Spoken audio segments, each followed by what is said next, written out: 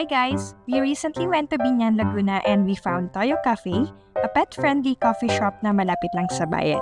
Bukod sa ina-offer nilang foods and drinks, you should go here kung naghahanap kayo ng place to chill and study. Pwede kayong magstay sa mini terrace nila outside and sa loob naman, you'll find these cute cat arts and displays.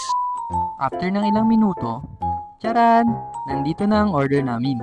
First, order kami ng creamy tuna pesto with 2 sliced breads. Kumpara sa mga na-try namin sa ibang coffee shop, nagustuhan namin yung creamy version nila since na-balance and na-enhance nito yung strong pesto flavor. Good for 1 packs nga pala itong order namin. We also tried their smoked Italian sausage rice meal with ketchup and mustard sauce and achara on the side.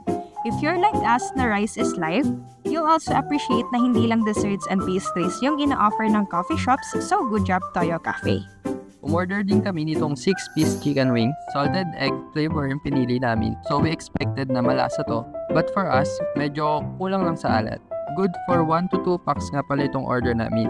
Tinry namin yung Spanish latte and Biz coffee nila. Well-balanced yung sweetness, creaminess, and tapang ng coffee. For dine-in orders, your drinks will be served in a drinking glass at hindi sa disposable cup. Good job ulit, Toyo Cafe.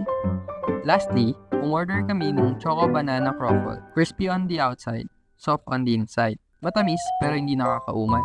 Bagay siya sa coffee. And good for 1 to 2 packs din pala itong order namin. There is a 7% service charge nga pala per receipt. Their staff is helpful and naka-standby din for any order or request. Overall, nag-enjoy kami sa food, sa drinks, pati sa customer service nila. Kayo guys, na-try nyo na ba tuyoin? Na-try nyo na ba mag-Toyo Cafe? Let us know sa comment section below. Saan tayo sa susunod? Sama kayo sa amin. Tara, Let's go!